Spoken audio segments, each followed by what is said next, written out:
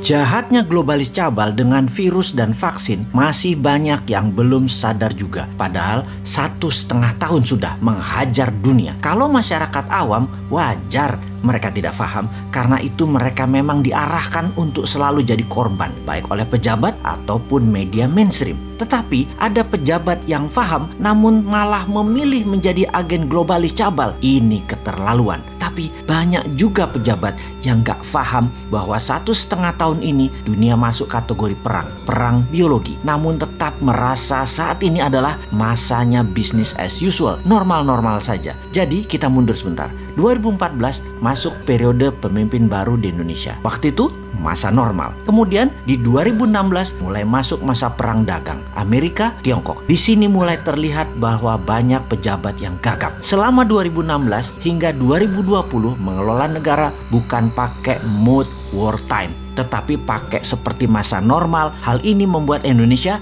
tertinggal. Tetapi masyarakat banyak yang gagal paham bahwa kesalahan melihat dunia berefek seperti saat ini. Indonesia jalan di tempat. Buktinya GDP per kapita hanya dari 3.800 ke 4.000-an dolar per kapita. Ini harus terlihat sesungguhnya sebagai kurang berhasil dalam tanda petik membuat Indonesia berdaulat ekonominya. Karena salah melihat peta dunia, salah melihat world map. Lalu berlanjut di tahun 2020, di mana saat itu adalah perang biologi dunia atau dunia kena pandemi virus buatan yang bernama corona. Perang ini bisa panjang, bisa pendek di setiap wilayah, tergantung pejabat suatu negara berstrategi mengelola negaranya. Kalau mau cepat, ada strategi bernegara yang memilih ikut maunya globalis, yaitu beli vaksin mereka. Ada yang tidak mengikuti produk globalis, yaitu tidak pakai vaksinnya, tetapi pakai imunitas atau imunoterapi, pakai penguatan imunitas tubuh. Penguatan imunitas tubuh sangat berlawanan dengan maunya globalis cabal, yaitu menggunakan vaksin.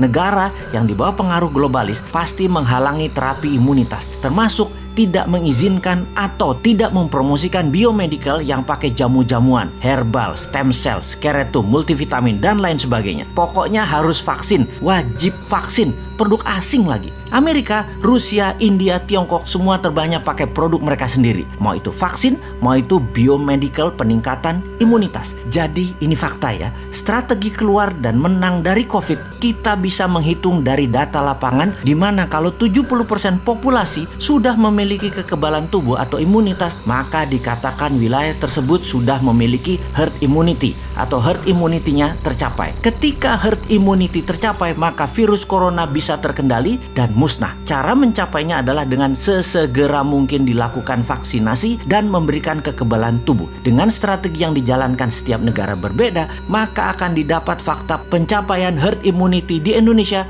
baru tercapai 4,5 tahun lagi. Dengan kecepatan 250.000 vaksin per hari yang dilakukan pada saat ini dengan stok 400 juta vaksin yang akan disediakan. Ini waktu yang lama. Masa anak kita sekolah masih di gadget hingga 2 tahun ke depan sih? Waduh.